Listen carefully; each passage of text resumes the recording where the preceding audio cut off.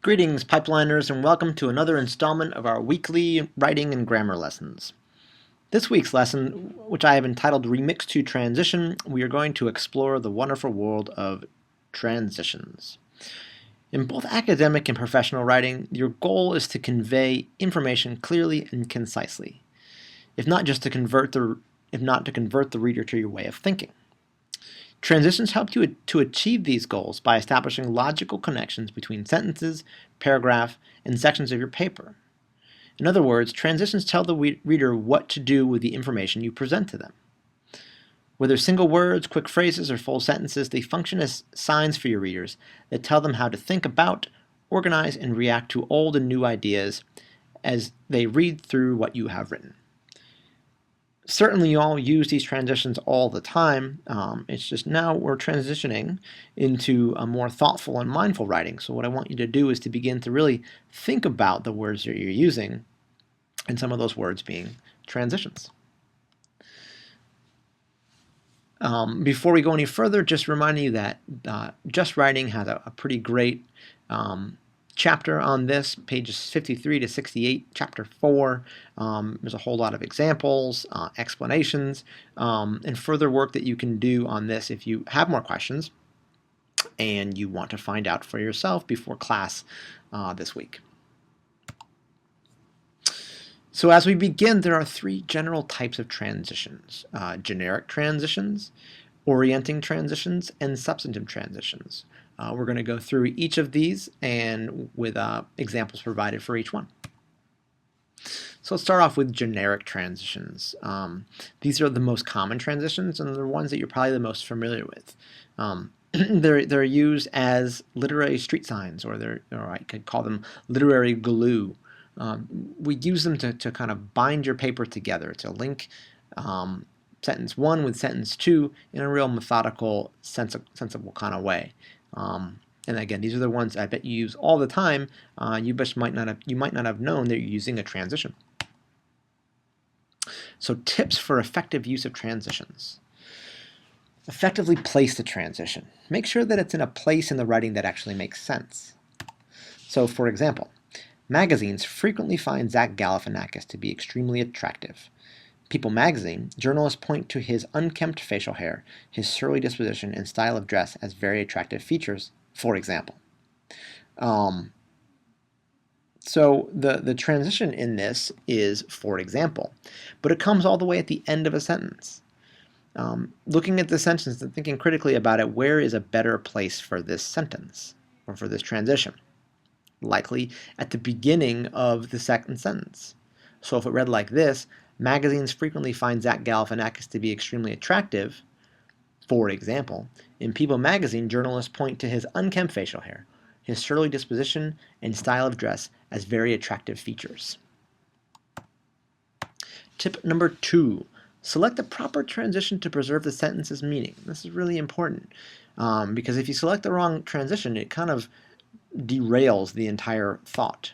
So, for example, law students frequently become extremely stressed during the final exam period. Also, law students find summer break to be a much more relaxing and satisfying experience. It's a little confusing, right? Part of the reason it's confusing is because of the transition that we used. The transition also combines the two thoughts into one thought. So the second thought is supposed to be kind of an extension of the first thought. If we change the transition, it makes a little more sense. So for example, law students frequently become extremely stressed during the final exam period. In contrast, law students find the summer break to be a much more relaxing and satisfying experience. Just by changing a couple of words, we can really reinforce a sentence's meaning. Number 3, mix it up. Use the list on pages 54 to 55 to explore the riveting world of generic transitions. So that way you're not just saying also, also, also, also. There's lots of words out there, and we want to make the writing as interesting as possible. And one way to do that is to mix up the transitions you're using. Moving on to the second type of transition, the orienting transition. An orienting transition provides context for the information that follows. This context can be a physical one, a logical one, or a chronological one. So for example, in that first one, at 11 a.m. on May 21st, 2016, the 2013 pipeline class will graduate from law school. It's orienting us to the proper place and time where the pipeline class will graduate from, when rather the pipeline class will graduate from law school. And number two, in the case at hand, the prosecution has made some very interesting arguments.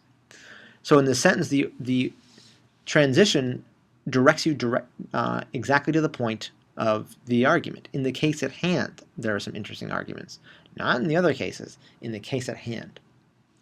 Finally, the third one, in Mexico, Ryan often ate burritos at 4 a.m., which is true, I did. So the question is, where did this take place? In Mexico, where he ate burritos at 4 a.m. Finally, substantive transitions, making strong connections. These are the more complicated of the three types of transitions, but again, sometimes the most effective. These are phrases that connect two ideas by looking backwards and forwards. Just writing page 61 provides a pretty good explanation of this, and I think through the example, it'll make sense. During Pipeline Part 2, four students promised to work together as a study group in law school. After the students completed Pipeline Part 2, they kept this promise and studied together throughout law school. So you can see how this transition after the students completed Pipeline Part 2 relates to the information that was already stated, but also looks forward to the information yet to come, confirming that the students did work together. And another example of a substantive transition, Nancy's act of aiming directly at Gary's head created a substantial risk of death because of the vulnerable nature of the brain and the critical role the brain plays in support of bodily functions. In addition, Nancy's choice of weapon, a full bottle, heightened the risk of death because of the severe damage that a blunt object causes upon impact.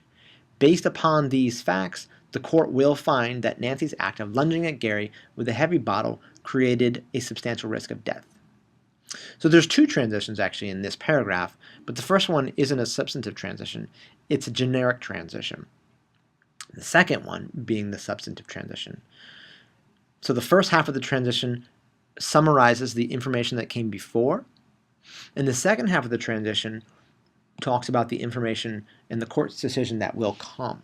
See, looking forward, looking back, really binding those two thoughts together. Thus ends our PowerPoint presentation on transitions.